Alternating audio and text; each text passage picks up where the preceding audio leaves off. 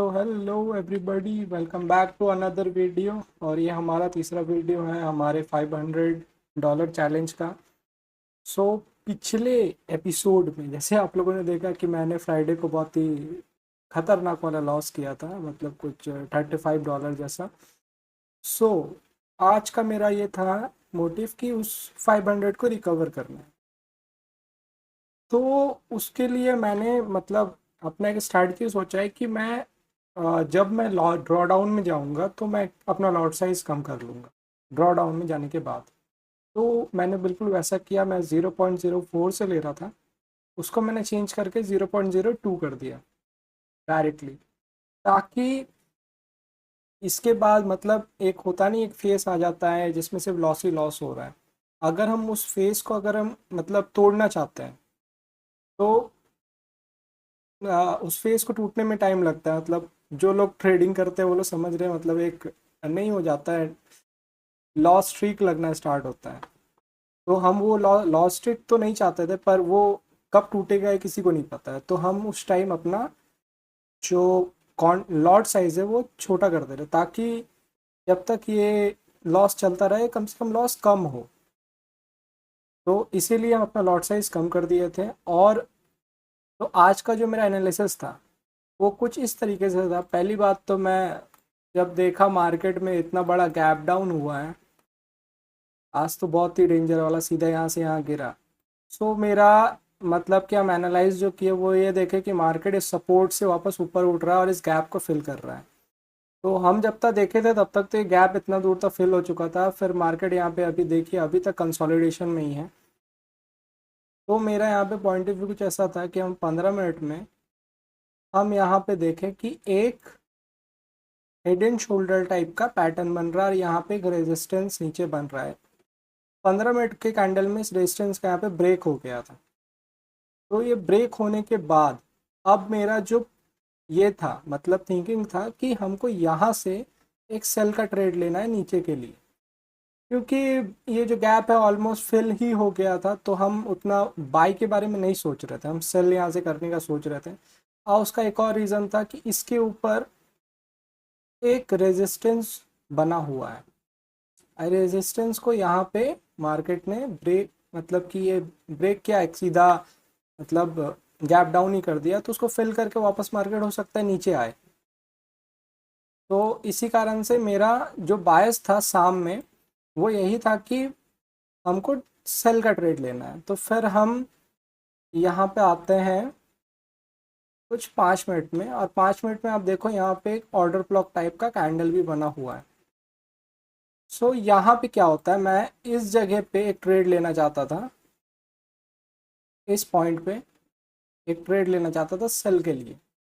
पर क्या पता मैं क्यों नहीं लेता हूँ, मैं सोच में पड़ जाता हूँ कि लूँ या ना लूँ।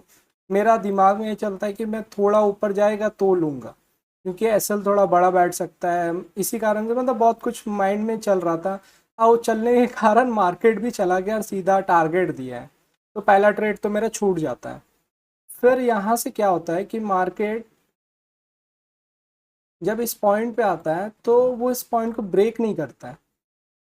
मतलब यहाँ पे एक लिक्विडिटी जैसे क्रिएट करता है, पर लिक्विडिटी को ब्रेक नहीं करता है। तो मेरा यहाँ पे यही सोच रहता है कि मार्केट क्या करेगा, इस ऑर्डर ब्लॉक तक जाएगा, ऐसा हम सोचते हैं। और फिर यहाँ से वापस नीचे की ओर गिरेगा, क्योंकि मेरा अभी तक बायस जो है वो बुलिश ही है, सॉरी बियरिश ही है, मतलब कि डाउन साइड का मेरा अभी भी सोच है।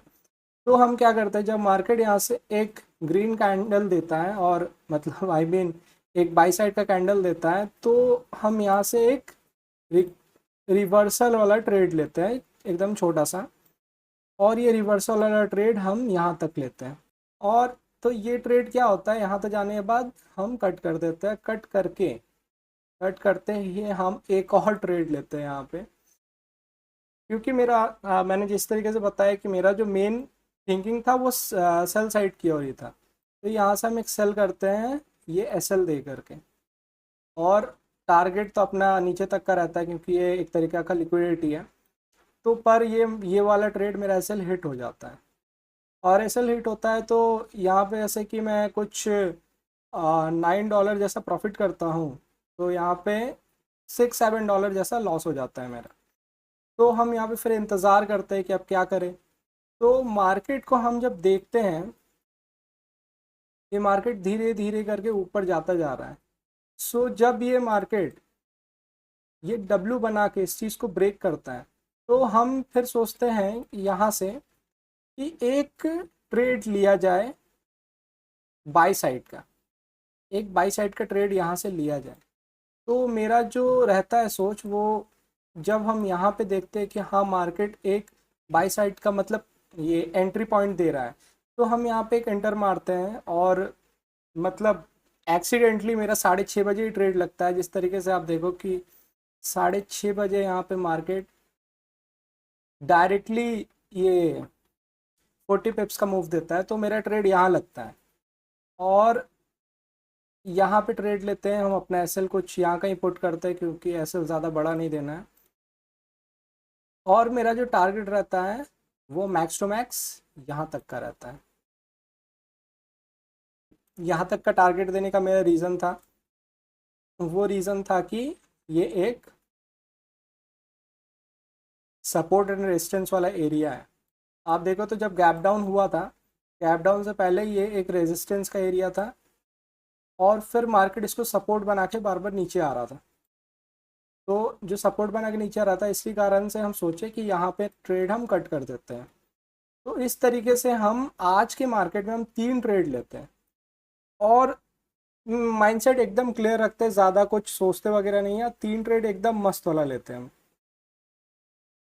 पहला ट्रेड जो रहता है वो मेरा समझ लो थोड़ा रिस्की ट्रेड रहता है, पर हम ऐसा सोच के लेते हैं कि अगर ये लॉस भी हो जाए तो मेरे को उसके बाद जो काउंटर ट्रेड मिलेगा ऐसे नीचे का, वो बहुत ही अच्छा वाला मिलेगा। हम इसी कारण से इसमें उतना सोचते नहीं हैं। फिर दूसरा लॉस हो जाता है क्योंकि मेरा बायस ही सेल का था। फिर यहाँ पे अपना माइंडसेट हम चेंज करते हैं और एक बाई का ट्रेड लेके अपना डे क्लोज कर देते हैं। और इस तरीके से मेरा प्रॉफिट हो जाता है कुछ $25 का। और जो हमको अभी भी बनाना है, मतलब अपना $500 कंप्लीट करने के लिए, अपना पूरा अकाउंट रिकवर करने के लिए, वो है कुछ $9-8 जैसा हम बनाएंगे, और मेरा ये वापस अकाउंट जितना का मतलब 500 पे आ जाएगा, और फिर वहाँ से वापस से प्रॉफिट बनाना स्टार्ट करेंगे। सो ये मेरा आज का टोटल ट्रेड है। आज मैंने इस तरीके से अपना माइंडसेट ही बनाया कि हम कम क्वांटिटी से लेंगे, अगर ज़्यादा क्वांटिटी से लेते तो ज़्यादा प्रॉफिट होता। ऐसा भी मतलब बहुत लोग सोचेंगे कि अगर हम ज़्यादा क्वांटिटी से लेंगे तो फिर अच्छा रहता, हम अपना अकाउंट अभी और भी आगे बढ़ा चुके होते हैं। पर हम उस तरीके से हम ट्रेड करते नहीं हैं। हम जितना हो सके अपना साइकोलॉजी को हम अपना नॉर्मल रखने की कोशिश करते हैं, क्योंकि ज़्यादा प्रॉफिट लॉस अगर बड़े अमाउंट में अगर देखने लग जाए तो साइकोलॉजी पूरा हिल जाता है। हम वो साइकोलॉजी हिलाना नहीं चाहते हैं, क्योंकि हमको ये लॉन्ग टर्म तक लेके जाना है इस अमाउंट को। सो इसी कारण से हम इस तरीके से ट्रेड कर रहे हैं। सो गाइज, अब आज के लिए इतना ही। मिलते हैं तब अगले वीडियो में। हम नेक्स्ट डे का भी अपना दिखाएंगे कि क्या मैंने मतलब ट्रेड वगैरह किस तरीके से किया, प्रॉफिट रहा, लॉस रहा। सो आज के लिए इतना ही गाइज, मिलते हैं अगले वीडियो में। Bye bye.